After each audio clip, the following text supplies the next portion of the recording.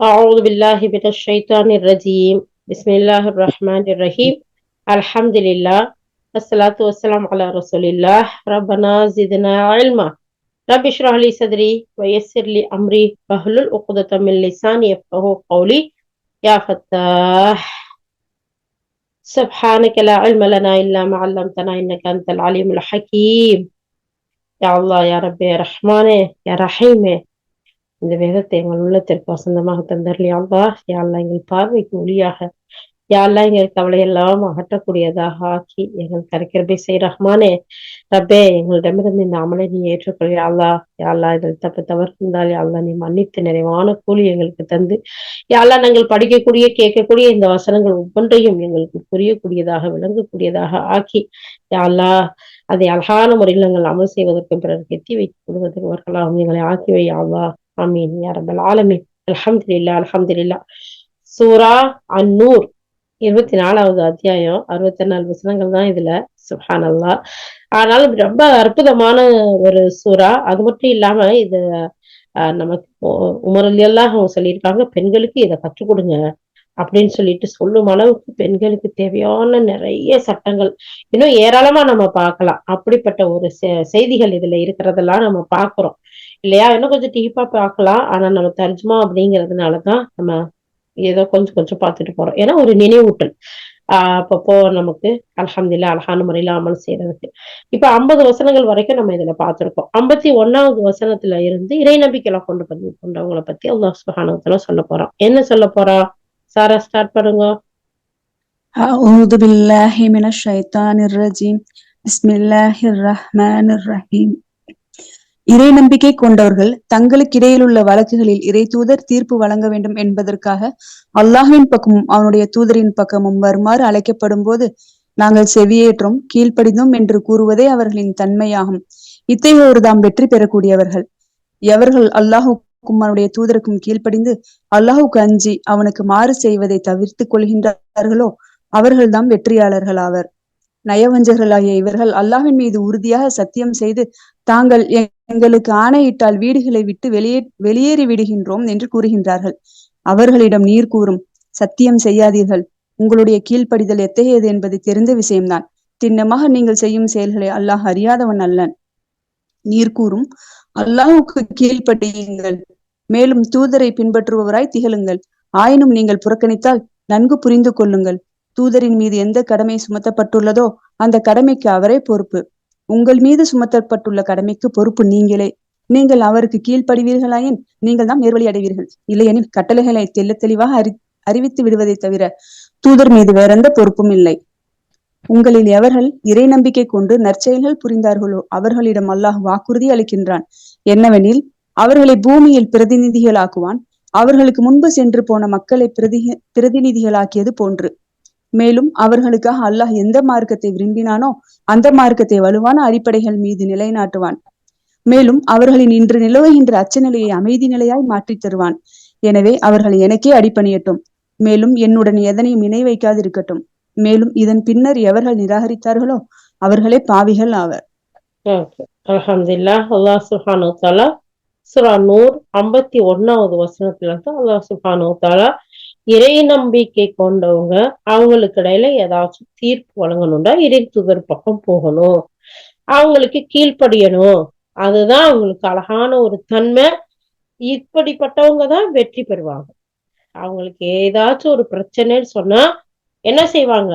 அல்லாஹ்வுடைய தூதர் இருக்கும்போது அவங்கள்ட்ட போவாங்க. அவங்களுக்கு கீழ்ப்படிந்து நடக்கிறதா அவங்க தன்மையா இருக்கும். அவங்க வெற்றி பெறுவாங்க. இன்னைக்கு நமக்கு ஏதாச்சும் ஒரு பிரச்சனை அப்படின்னு சொல்லி வந்தா, எதுக்காவது ஒரு தீர்ப்பு வேணும்னு சொன்னா இஸ்லாத்தில் உள்ள இறை மார்க்கத்தில் உள்ள தீர்ப்பின் பக்கம் தான் முதல்ல போகணும். அல்லாஹ் என்ன சொல்லியிருக்கான், அல்லாஹ்வுடைய ரசூல் நமக்கு என்ன சொல்லியிருக்காங்க, இஸ்லாம் இதுக்கு நமக்கு என்ன எப்படிப்பட்ட வழிகாட்டுதலை கொடுத்திருக்கு அப்படிங்கிறது அதை பார்க்கணும். அப்படி போகிறதுதான் நமக்கு அழகான தன்மையா இருக்கு, மிகப்பெரிய வெற்றியை பெற்று தரக்கூடியதா இருக்குங்கிறது அல்லாஹ் சுப்ஹானஹு வ தஆலா சொல்றான்.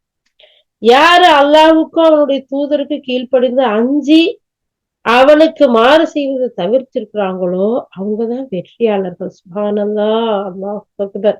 அல்லாஹ் ரசூலுக்கு கீழ்ப்படிந்து வாழ்ந்தோம்னா, அல்லாஹ்வுக்கு அஞ்சி வாழ்ந்தோம்னா நமக்கு வெற்றியாளர்கள் அல்லாஹ் தஆலா முதல் வசனத்திலையும் சொல்றான், 2வது வசனத்திலையும் சொல்றான். பாத்தீங்களா? அப்ப அப்படிப்பட்ட வெற்றி தானே நமக்கு தேவை. நம்ம அப்படிப்பட்ட வெற்றியாளர்களா தானே இருக்கணும். அதுக்கு தானே நம்ம இவ்வளோ கஷ்டப்பட்டு என்ன சொல்றது, மனோ இச்சையெல்லாம் கட்டுப்படுத்தி எல்லாம் இருக்கிறோம். எல்லாம் அப்படிப்பட்ட வெற்றியாளர்களா எங்களை ஆக்கி வையாங்களா. ஆனா நயவஞ்சகர்கள் இருக்கிறாங்கல்ல, அல்லாஹ்வே சத்தியம் செய்து அவங்க எங்களுக்கு அதாவது அவங்க ஆணையிட்டு சொன்னா வீடுகளை விட்டு வெளியேற்றோம்னு சொல்றாங்க. அவங்கள்ட்ட நீங்க சொல்லுங்க, சத்தியம் செய்யாதீங்க. உங்களுடைய கீழ்ப்படியுதல் எப்படிப்பட்ட விஷயம்ங்கிறத, நீங்கள் செய்யக்கூடிய செயல்கள் எப்படிப்பட்டதுங்கிறத அல்லாஹ் அறியாதவனா இல்ல. சுப்ஹானல்லாஹ். பாத்தீங்களா, இந்த நயவஞ்சகர்கள் சத்தியம் பண்ணாவே மோசம் செய்யறவங்களும் மாறு செய்யறவங்களுமா தான் இருந்திருக்கிறாங்க. ஏன்டா இப்பயும் அப்படித்தான் இருக்கிறாங்க. ஏன்னா முனாஃபிக் தனமா இருக்கிறவங்க இங்கிட்ட ஒண்ணு அங்கிட்ட ஒண்ணு இடத்துக்கு தகுந்த மாதிரி பேசிக்கிட்டு இருக்கிறவங்க அல்லாஹ்தாலா சொல்றான், நீங்க சத்தியம் செய்யாதீங்க. உங்களுடைய கீழ்ப்படுதலை பத்தி தெரியும். அல்லாஹ் உங்க செயல்கள் ஒவ்வொன்றையும் பார்த்துக்கிட்டு தான் இருக்கிறான் அப்படிங்கறத சொல்றான். அதுக்கு அடுத்து அல்லாஹ் சொல்றான், நீங்க அல்லாஹ்வுக்கு கீழ்ப்படியுங்க, தூதரை பின்பற்றி வாழுங்கன்னு சொன்னா நீங்க புறக்கணித்தால் நன்கு புரிந்து கொள்ளுங்க. அல்லாஹ்வுக்கும் ரசூலுக்கும் கட்டுப்பட்டு வாழுங்கன்னு சொல்லும் போது நீங்க அதுல இருந்து விலகி போனீங்கன்னு வச்சுக்கோங்க, நல்லா தெரிஞ்சுக்கோங்க. அந்த தூதருடைய கடமை உங்களுக்கு விஷயத்த சொல்லக்கூடிய பொறுப்பு தானே தவிர, நேர்வழி கொண்டு வர்றது இல்ல. நீங்க எடுத்துக்கிட்டீங்கன்னா உங்களுக்கு நன்மை, இல்லாட்டி அந்த பொறுப்பு தூதருக்கு ஒண்ணும் இல்ல அப்படிங்கறது அல்லாஹ் தஆலா சொல்லிட்டு சொல்றான். உங்களில் யாரு நம்பிக்கை கொண்டு நல்ல செயல்கள் செய்றாங்களோ, அவங்களுக்கு அல்லாஹ் வாக்குறுதி குடுக்குறான். முதல்லயும் நம்ம பார்த்தோம். அல்லாஹ் ரசூல் படுகிறவங்க ஏதாச்சும் பிரச்சனைப்படும் போது அவங்களுக்கு கீழ்ப்பட்டு அவங்களுடைய தீர்ப்பை ஏற்று வாழ்றவங்க வெற்றி அடைவாங்க. இறை நம்பிக்கை உள்ளவங்க, அந்த இறையச்சம் உள்ளவங்க என்ன செய்வாங்க, அல்லாஹ் ரசூல் கீழ்ப்படிந்ததுனால திருப்பி வெற்றி அடைவாங்க. அல்லாஹ் சொல்றான். இங்கேயும் அல்லாஹ் சொல்றான், யாரு அல்லாஹ்வுக்கு கட்டுப்பட்டு இறை நம்பிக்கை கொண்டு நல்ல செயலை செய்றாங்களோ அவங்களுக்கு அல்லாஹ் வாக்கு கொடுக்குறான். எப்படிப்பட்ட வாக்குறுதி கொடுக்குறான், இந்த பூமியில உங்களை பிரதிநிதியா ஆக்குவேன், உயர்ந்த அந்தஸ்தையும் கௌரவத்தையும் எல்லா மதிப்பையும் நான் உங்களுக்கு கொடுப்பேன். அல்லாஹ் எந்த மார்க்கத்தை விரும்பினானோ அந்த மார்க்கத்தை நீங்க வலிவான அடிப்படையில நிலைநாட்டுங்க. அப்படி உங்களை நிலைநாட்டவும் செய்வோம் அல்லாஹ். மேலும் அவர்கள இன்று நிலவக்கூடிய அச்ச நிலைய அமைதி நிலையா மாற்றியும் தருவான். எப்படிப்பட்ட ஒரு அழகான வாக்குறுதி பார்த்தீங்களா. நிம்மதியா உலகத்திலேயே துனியாவிலேயே வாழலாம். அதனால அல்லாஹ் சொல்றான், நீங்க எனக்கு அடிபணிங்க, என்னோட யாரையும் இணைய வைக்காதீங்க. அதுக்கு பின்னாடி யாராச்சும் நினைகரித்தா இவ்வளவு நான் சொன்னதுக்கு பின்னாடி அவங்கதான் பாவி. அப்ப பாவி யாரு, வெற்றி பெறக்கூடியவங்க யாரு, அல்லாஹ் அழகா பிரிச்சு சொல்லிட்டான். அடுத்துடா. மேலும் தொழுகையை நிலைநாட்டுங்கள், ஜகாத்தையும் வழங்குங்கள், மேலும் தூதருக்கு கீழ்ப்படியுங்கள், உங்கள் மீது கருணை புரியப்படக்கூடும். நிராகரித்துக் கொண்டிருப்பவர்களை குறித்து அவர்கள் பூமியில் அல்லாஹ்வை தோல்வியுற செய்து விடுவார்கள் என்று தப்பெண்ணம் கொள்ளாதீர்கள். அவர்களுடைய இருப்பிடம் நரகம்தான், அது மிகவும் கெட்ட இருப்பிடமாகும். இறை நம்பிக்கை கொண்டவர்களே, உங்களுடைய அடிமைகளான ஆண்களும் பெண்களும் பருவ வயதை அடையாத உங்கள் சிறுவர்களும் 3 நேரங்களில் உங்களிடம் வருவதற்கு அனுமதி பெற்றுக் கொள்ளட்டும். வைகறை தொழுகைக்கு முன்னர், மதிய வேளையில், நீங்கள் உங்கள் ஆடைகளை களைந்திருக்கும் போது, இசா தொழுகைக்கு பின்னர், இம்மூன்று நேரங்களும் நீங்கள் மறைவாக இருக்கக்கூடிய நேரங்களாகும். இவற்றை தவிர மற்ற நேரங்களில் அவர்கள் அனுமதியின்றி வருவார்களாயின் உங்கள் மீதும் அவர்கள் மீதும் எவ்வித குற்றமும் இல்லை. நீங்கள் ஒருவர் மற்றவரிடம் அடிக்கடி வரவேண்டி உள்ளது. இவ்வாறு அல்லாஹ் உங்களுக்கு தன்னுடைய அறிவுரைகளை தெளிவுபடுத்துகின்றான். மேலும் நன்கு அறிந்தவனாகவும் நுண்ணறிவாளனாகவும் இருக்கின்றான். மேலும் உங்கள் சிறுவர்கள் விவரம் தெரியும் பருவத்தை அடைந்து விட்டால் அவர்களுடைய பெரியவர்கள் எவ்வாறு அனுமதி கோருகிறார்களோ அவ்வாறு அவர்களும் அனுமதி பெற்று வரட்டும். இவ்வாறு அல்லாஹ் தன்னுடைய வசனங்களை உங்களிடம் விவரிக்கின்றான். மேலும் அவன் மிக அறிந்தவனாகவும் நுண்ணறிவாளனாகவும் இருக்கின்றான். எந்த பெண்கள் இளமை பருவத்தை கடந்து திருமணத்தில் விருப்பம் இல்லாதவர்களாய் இருந்து விடுகின்றார்களோ அந்த பெண்கள் தங்கள் அழகை வெளிக்காட்டாதவர்களாய் ஆடைகளை கழற்றி வைப்பதில் அவர்கள் மீது யாதொரு குற்றமும் இல்லை. ஆயினும் அவர்களும் நாணமுள்ள பெண்களாய் நடந்து கொள்வதே அவர்களுக்கு மிக ஏற்றதாகும். மேலும் அல்லாஹ் யாவற்றையும் செவியேற்பவனாகவும் நன்கு அறிபவனாகவும் இருக்கின்றான். ஓகே. அல்லாஹ் சுப்ஹானஹு வ தஆலா இந்த இடத்துல எல்லாம் எவ்வளவு அழகா சொல்லி காட்டுறான் பாருங்க. நீங்க எவ்வளவு அழகான முறையில இங்க நடந்துக்கணும். உங்களை நீங்க அல்லாஹ்வுக்கும் அல்லாஹ்வுடைய தூதருக்கும் கட்டுப்பட்டு இறையச்சத்தோட வாழும்போது இந்த பூமியில பிரதிநிதியாக்குவேன். நீங்க அச்சமற்று இருப்பீங்க. அழகான முறையில நீங்க வாழுங்க. எனக்கு யாரை இணை வச்சிடாதீங்க. அப்படி இணை வச்சா அவங்கதான் பாவிங்க. சொல்லிட்டு அதெல்லாம் சொல்றான், தொழுகையே நிலைநாட்டுங்க, ஜக்காத்தையும் கொடுத்துருங்க, அல்லாஹ்வுடைய தூதருக்கு கீழ்ப்படிங்க.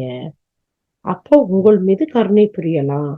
அப்ப இதுக்கு மாற்றமா நடந்தா அப்படியே ரைட் ஆப்போசிட் கருணை புரியும், கருணை இல்ல, உங்களுடைய கருணை இருக்காது. அப்படித்தானே? தொழுகை அலட்சியமா விட்டுட்டு ஜகாத்தை கொடுக்கறதுல அப்படி எப்படியும் பேசிக்கிட்டு கண்டிப்பா கொடுக்கத்தான் வேணுமான்னு சொல்லி கேட்டுக்கிட்டு அதுக்கடுத்து அல்லாஹ் ரசூலுக்கு கட்டுப்படாம இருந்தா அவங்களுக்கு எப்படி கருணை இருக்கும்? இல்ல இல்லையா? அப்ப யா அல்லாஹ் எங்கள் அனைவரையும் தொழுகை நிலைநாட்டக்கூடியவர்களா ஜக்காத்தை கொடுத்து யா அல்லாஹ் உனக்கும் உன்னுடைய தூதருக்கும் கட்டுப்பட்டு வாழக்கூடிய வாழ்க்கையை எங்களுக்கு தந்தர் யா அல்லாஹ். ஆமீன் யா ரப்பல் ஆலமீன். அடுத்து அல்லாஹ் சொல்றா, நிராகரிச்சுக்கிட்டு இருக்காங்கல்ல அவங்க பொறுத்து இந்த பூமியில அல்லாஹ்வை தோல்வியடை செய்யலாம்னு தப்பண்ண சொல்றாங்களா, அவங்களோட இருப்பிடம் நரகம்தான். அது ரொம்ப கெட்டது.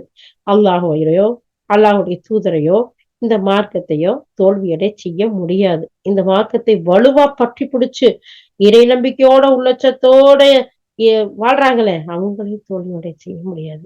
ஏண்டா யாரு இந்த எண்ணம் கொண்டு அவங்க எண்ணத்தை வச்சிருக்காங்களோ அது தப்பான எண்ணம். நீங்க போய் சேரக்கூடிய இடம் நரகம்தான்னு அல்லாஹ் சொல்றான். சொல்லிட்டே ஆய்வல்லதி நாமனும் நம்பிக்கை கொண்டவர்களே, உங்களுக்கு அடிமையான ஆண்கள் பெண்கள் பருவ வயது அடைஞ்சா உங்கள்ல இருக்க சிறுவர்களும் அல்லாஹ் சொல்றான் பாருங்க, ஆண் பெண்ணா இருந்தாலும் சரி, அடிமைகளா இருந்தாலும் சரி, சின்ன பிள்ளைங்களா இருந்தாலும் சரி, 3 நேரத்துல உங்களை பார்க்கணும், உங்களை சந்திக்கணும் அப்படின்னு சொன்னா அனுமதி கேட்டு வரட்டும். ஏன்னா நீங்க ஃப்ரீயா இருக்கக்கூடிய நேரம், ஆடைகள்லாம் களைஞ்சிட்டு அப்படியே ரிலாக்ஸா இருக்கக்கூடிய நேரம், அது மறைவா இருக்கக்கூடிய நேரமாவும் இருக்குது. அதனால அவங்க அனுமதி இல்லாம வரக்கூடாது. அத அல்லாத நேரத்துல வர்றதுல தப்பு இல்லை. ஏன்னா நம்ம பிள்ளைங்க, பேர பிள்ளைங்க, நம்ம நம்ம கூட பிறந்தவங்க, நம்ம வீட்டுல நம்ம வாழ்றவங்களே இருக்கிறோம்ல, அவங்களுக்கு மத்தியிலேயே அல்லாஹ் சுப்ஹானஹு வ தஆலா ஒழுக்கத்தை சொல்லி கொடுக்குறான் பாருங்க. எந்தெந்த நேரம் அல்லாஹால சொல்றான். ஃபஜ்ருக்கு முன்னாடி, இசாவுக்கு அடுத்து, மத்தியானத்துல லஞ்சுக்கு பிறகு கொஞ்சம் ரெஸ்ட் அடிப்போம்ல, இந்த நேரமெல்லாம் நம்ம ஃப்ரீயா ரிலாக்ஸா இருக்கிற நேரம். அப்படி இருக்கக்கூடிய நேரத்துல நம்ம பிள்ளைங்க கூட நம்மள ஆடை இல்லாம நம்மளுடைய மறைவிடங்களை பாக்குறதையோ இல்ல ஹஸ்பண்ட் ஒய்ஃப் ஃப்ரீயா இருக்கையில பேசிக்கிட்டு க்ளோஸ் ஆயிருக்கிறத பாக்குறதோ கூடாது. அது தவிர்க்க வேண்டிய விஷயம். அது நீங்க ஃப்ரீயா சந்தோஷமா ரிலாக்ஸா இருக்கக்கூடிய நேரம். இந்த ஒழுக்கத்தை முதல்ல உங்க குடும்பத்துல இருந்து பிள்ளைங்கள்ல இருந்து கத்துக் கொடுங்க. இது அல்லாத நேரத்துல நார்மலா இருக்கிற நேரம், அந்த நேரத்துல சாதாரணமா வர்றதுல போறதுல குற்றம் இல்ல. இது அல்லாஹ் உங்களுக்கு சொல்லக்கூடிய அறிவுரை. இது அல்லாஹ் தெளிவுபடுத்துறான். ஏன்னா அல்லாஹால நன்கு தெரிந்தவனா நுண்ணறிவாளனா இருக்கிறான். சுப்ஹானல்லாஹ். பெத்த தாய் தகப்பன், பெத்த பிள்ளைங்க, அவங்க கூட எந்த ஒரு விஷயத்தையும் தேவையில்லாதத பார்க்க கூடாது அப்படிங்கிறதுக்கு அழகான முறையில நீங்க அனுமதி கேட்டு வாங்க. அனுமதிக்கும் பிள்ளைங்களுக்கு கத்துக் கொடுக்கணும்னு சொல்றான். இன்னைக்கு டிவி கல்ச்சர்ன்னு சொல்லியும் இன்டர்நெட் கல்ச்சர்ன்னு சொல்லியும் எதெல்லாம் பார்க்க கூடாதோ, எதெல்லாம் கேட்க கூடாதோ, என்னவெல்லாம் செய்யக்கூடாதோ அம்புட்டையும் கொடுத்து அது பிஞ்சிலேயே பழுத்தது மாதிரி சின்னதுலயே அதுகளுக்கு தெரியுது தெரியாதது எல்லாம் தெரிஞ்சு எந்த ஒரு ஒழுக்கமும் எந்த ஒரு விவசாயம் எதுவுமே இல்லாம போயிடுச்சு. பாத்தீங்களா?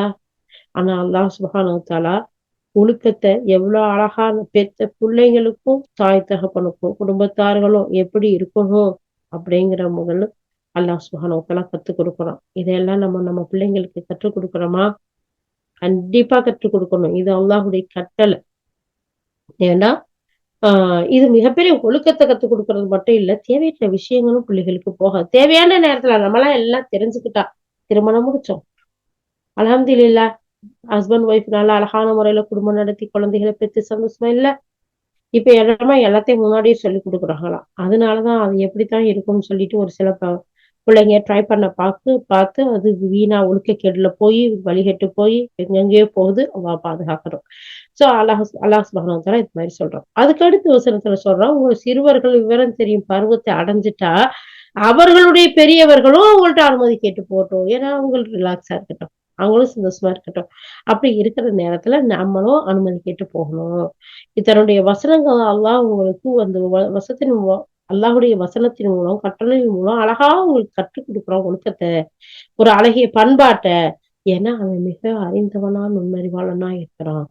அப்போ பாருங்க சுப்ஹானல்லாஹ், அல்லாஹ் அவ்வளவு அற்புதமா சொல்றான். அதுக்கு அடுத்த வசனத்துல சொல்றான், எந்த பெண்கள் இளமை பருவத்தை கடந்து திருமணத்துல விருப்பமில்லாதவர்களா ஆயிட்டாங்க எப்படின்னா, ஒரு 60-70 வயசுக்கு வந்துட்டாங்க.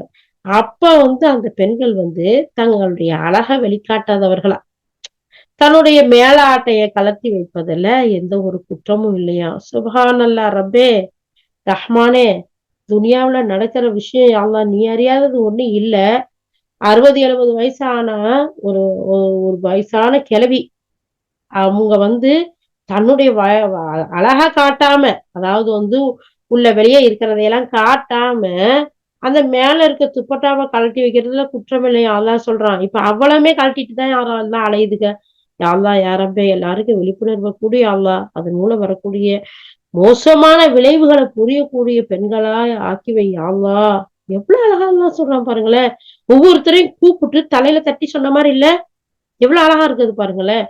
நீங்க இளமை பருவத்தை கடந்து திருமணத்திலயும் உங்களுக்கு விருப்பமே இல்ல, அந்த நாட்டமே இல்ல, அப்படிங்கிற வயசு வர்ற அந்த பெண்ணு தன்னுடைய மேலாடையை கழட்டி வைக்கிறதுல தப்பு இல்லையா.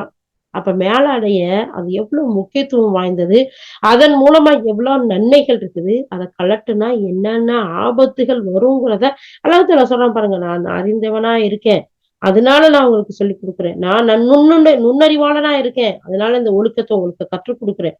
அல்லாஹ் சுப்ஹானஹு வ தஆலா சொல்றான் பாத்தீங்களா. அப்ப இந்த முந்தானைய கழுத்துக்கு மட்டும் போட்டுக்கிறவங்க, இந்த தலைக்கு மட்டும் சுத்துறவங்க, போட்டும் போடாத மாதிரி இருக்கிறாங்க, இதெல்லாம் ஒரு பக்கம் இருக்க, போடவே இல்லாம இருக்கிறவங்க அவங்களுக்கெல்லாம் என்ன சொல்றது? நம்ம கத்துக் கொடுக்கணுமா இல்லையா? இதெல்லாம் அப்படி கட்டல. நாளைக்கு மறுமையில அல்லாஹ் கேட்பான், உங்களுக்கு சூரா 100 ஒரு வசனத்தை இறக்கி 31ல பெண்களுக்கு செய்ய வேண்டிய ஒழுக்கம் எப்படிங்கிறத நான் சொல்லி கொடுத்தேனே, 60வது வசனத்துல பெண்களுடைய முந்தானையை எப்ப கலட்டலாங்கிற முதல் கொண்டு சொன்னனே, இதெல்லாம் நீங்க படிச்சீங்களா? இது உங்களுக்கு தானே நான் அனுப்பி வச்சேன், உங்க பிள்ளைங்களுக்கு கத்துக் கொடுத்தீங்களா? நீங்க இதை பேணுனீங்களான்னு கேட்ட நம்ம என்ன சொல்லுவோம்? சொல்லணுமா இல்லையா? நம்மள இங்க இருக்கையில நம்ம எதுவும் சொல்ல தேவையில்லை. நாளைக்கு மறுமையில நிச்சயமா நம்ம ஒவ்வொருத்தரும் நம்முடைய ரப்புக்கு முன்னாடி நிக்கத்தான் போறோம்.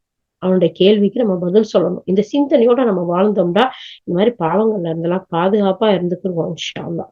அப்ப அல்லாஹ் தஆலா சொல்றான், அப்படி நீங்க மேலாடையை கழட்டி வைக்கிறதுல நீங்க ரொம்ப வயசாகி போயிட்டு குத்தம் இல்ல.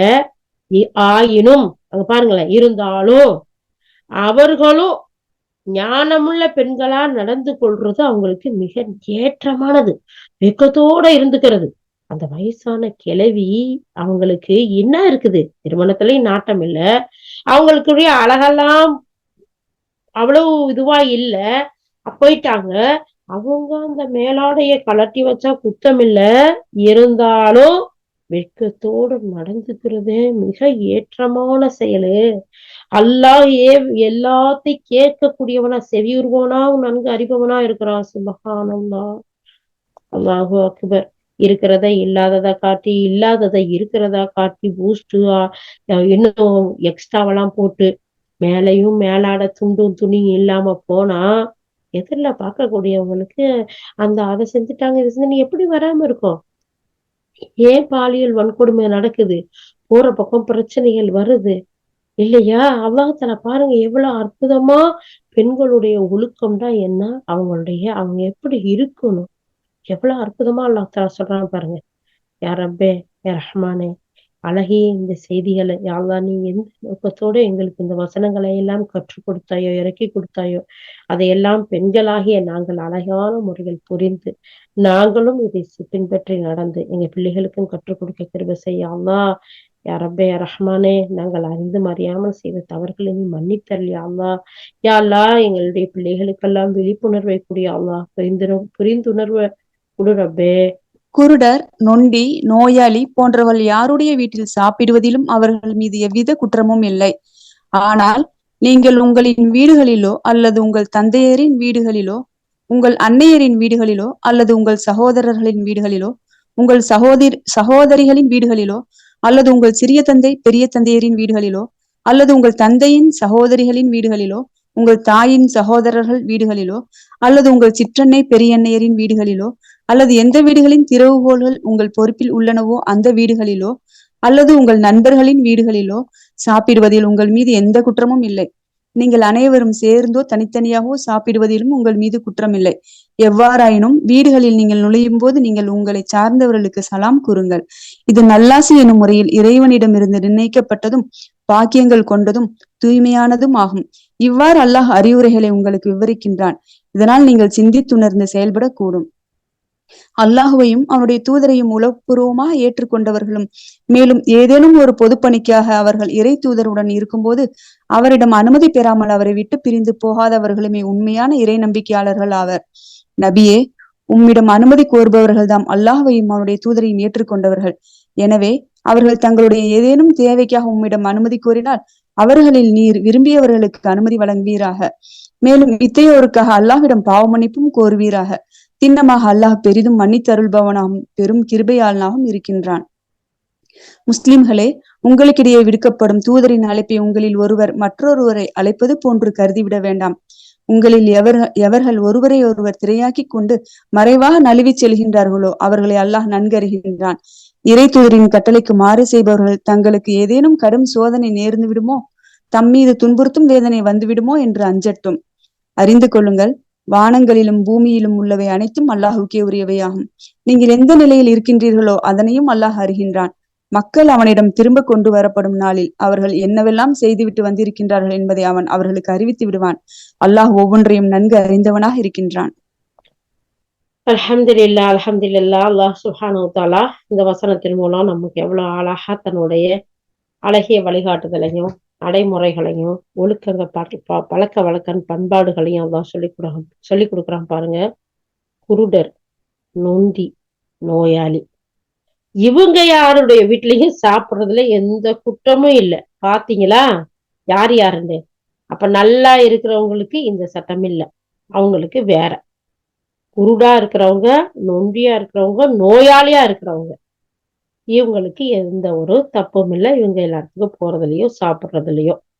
ஆனா நீங்க உங்கள வீடுகள்ல அல்லது உங்களுடைய தந்தையர்களோ கரெக்டா அப்ப நமக்கு ஒரு லிஸ்ட், நம்ம தாய், நம்மளுடைய தந்தை, நம்மளுடைய கூட பிறந்தவங்க, நம்மளுடைய கூட பிறந்த ஆண் பெண், சிறிய தந்தை, பெரிய தந்தை, சின்னம்மா, பெரியம்மா, இப்படி நம்மளுடைய தாய் சார்ந்தவங்க இவங்க வீட்டுகளுக்கெல்லாம் நம்ம போறதுலயோ அவங்க எல்லாரோடையும் உட்கார்ந்து சாப்பிடுறதுல நம்ம கிட்ட ரொம்ப நெருங்கினவங்களோட வீட்டுக்கு தானே நம்ம கிட்ட இருக்கும். அந்த மாதிரி எங்க இடத்துல நீங்க போறதுல சாப்பிடுறதுல தப்பு இல்லை. நீங்க அனைவரும் சேர்ந்து இல்ல தனியாவும் சாப்பிடலாம். இருந்தாலும் வீடுகள்ல நுழையும் போது நீங்க என்ன செய்யுங்க, உங்களை சார்ந்தவர்களுக்கு, உங்களுடைய கணவன் மனைவி பிள்ளைகளா இருக்கலாம், உங்களுடைய பெரியம்மா சின்னம்மா வீட்டுக்கா இருக்கலாம், அண்ணன் தம்பி வீடா இருக்கலாம், அம்மா பாப்பாவா இருக்கலாம், யார் வீட்டுக்குள்ள நம்ம போய் நுழைஞ்சாலும் உங்களை சார்ந்தவருக்கு சலாம் சொல்லுங்க. சுப்ஹானல்லாஹ். அல்லாஹ் தஆலா சொல்றான் பாருங்க, அஸ்ஸலாமு அலைக்கும் வரஹ்மத்துல்லாஹி வபரகாத்துஹு.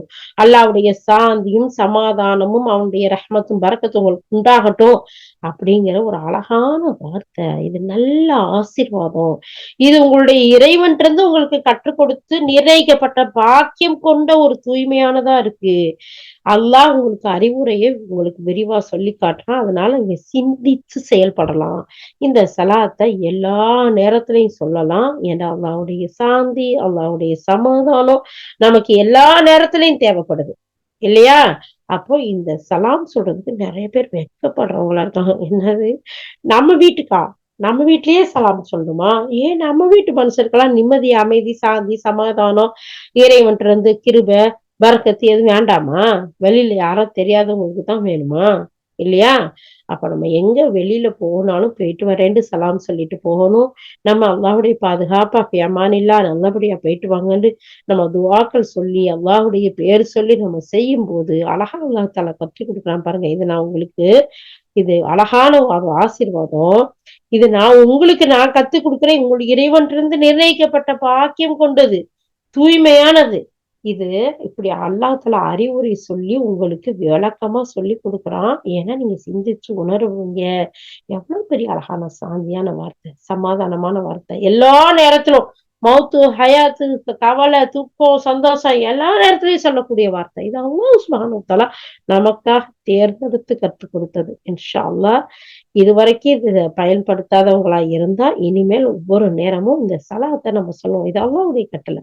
அல்லாஹ் நமக்கு கற்றுக் கொடுத்தது. ஆனா அல்ஹம்துலில்லாஹ் இது வரைக்கும் பழக்கத்துல இருக்கிறவங்க அல்ஹம்துலில்லாஹ் அல்ஹம்துலில்லாஹ் அல்லாஹ்வை புகழ்வோம். அதை தொடர்ந்து செய்யக்கூடிய ஒரு அமலா வச்சுக்குவோம் இல்லையா? நம்ம எங்க போனாலும் சரி, யாரை சந்திச்சாலும் சரி, அல்லாஹ்வுடைய சாந்தி சமாதானம்ங்கிற இந்த சலாத்தை கொண்டு வாழ்த்து சொல்வோம். இது மிகப்பெரிய அல்லாஹ்விடமிருந்து கிடைச்ச ஒரு அழகான ஒரு ஆசீர்வாதம்னு அல்லாஹ் தஆலா சொல்றான்.